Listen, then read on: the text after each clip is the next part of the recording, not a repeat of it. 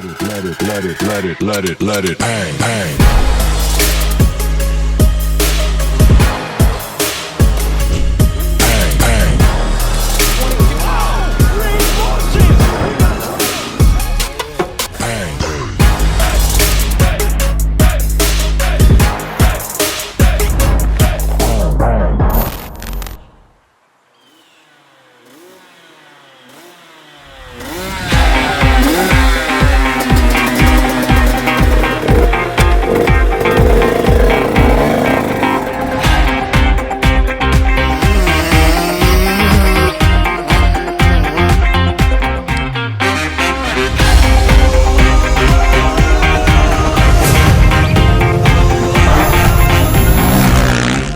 Bonjour à tous et bienvenue sur la chaîne YouTube d'MX2K. On est aujourd'hui de nouveau sous le soleil du sud-ouest sur la superbe piste de Koneï pour l'essai de une moto un petit peu particulière puisque c'est la 125 Kawasaki de Sacha Koenen, donc le jeune belge du team Bud Racing qui vient de passer en 125 après un titre de champion de France cadet en 85 cm3. Et une moto particulière, pourquoi? Parce que ça n'existe pas une 125 Kawasaki.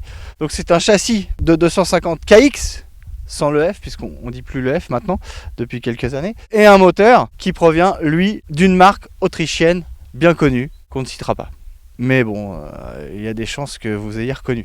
C'est un moteur référence depuis quelques années. Une moto qui a fait l'objet de nombreuses heures de testing apparemment cet hiver. D'après ce qu'on disait chez Bud, il y a eu vraiment beaucoup de travail pour adapter le moteur dans le châssis et aussi après pour la faire marcher vraiment de façon optimale. Ça fonctionne vraiment pas mal. Faut s'habituer déjà au guidon. Le guidon il est assez bas, les leviers sont assez bas aussi, donc forcément on n'a pas tout à fait le même gabarit que Sacha.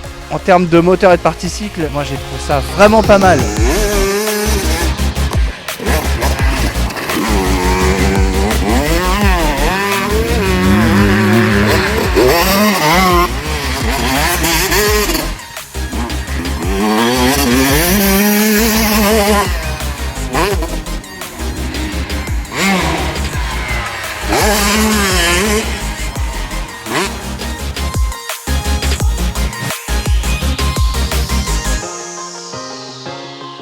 Toi t'en as pensé quoi? La partie cycle et moteur est complètement hybride, l'ensemble est complètement hybride. Si on veut un 125 en cadre alu périmétrique, soit il faut se tourner sur les anciennes CR ou prendre une TM actuelle. Donc là on a quand même un moteur KTM et un cadre de KX250 qui nous avait bien plu lors de l'essai en Normandie. Sauf que voilà, une fois greffé l'un dans l'autre, on n'a ni une KT ni une Kawa. On a vraiment une moto à part entière qui fonctionne très bien. Pour la partie moteur, on est donc très creux en bas, mais parce qu'en fait tout est en haut. Sacha Koenen en fait utilise uniquement la plage mi et sur régime. Ça développe énormément de chevaux. Pour ce qui est la partie cycle, bon effectivement c'est très bien suspendu avec des éléments all-ins à l'avant comme à l'arrière qui pardonnent pas mal d'erreurs qu'on peut faire avec la fougue que cette 125 peut nous permettre d'avoir.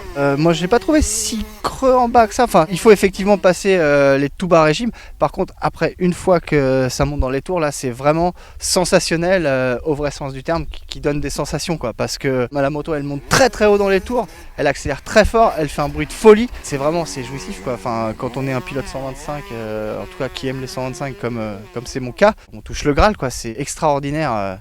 Au niveau moteur, il y a eu un gros travail. Le châssis, il suit évidemment. C'est à la fois très maniable, évidemment, puisqu'il y a moins d'inertie et moins de poids qu'avec une 2,5 4 temps. Très bien suspendu, comme le disait Antoine. Et donc, ouais, la fourche, elle reste tout de même assez ferme. Par contre, l'amortisseur à l'arrière, lui, il est relativement souple, on va dire. C'est pas vraiment le mot, hein. On n'est pas dans le confort non plus, mais il est quand même plus souple par rapport à la fourche. Ça donne un mix. De toute façon, c'est une moto de pilote, hein. Elle n'est pas faite pour nous, mais il n'y aurait pas grand chose à faire pour que ça devienne ma moto, parce que vraiment, c'est une réussite totale, hein. C'est vraiment que du plaisir. On remercie vraiment beaucoup Bud Racing pour l'essai de la moto, ainsi que la piste de Koneï ici, le motoclub de Koneï qui nous a accueillis et qui a vraiment tout fait pour nous mettre dans les meilleures conditions. Merci à tous, à bientôt sur notre chaîne YouTube. Au revoir.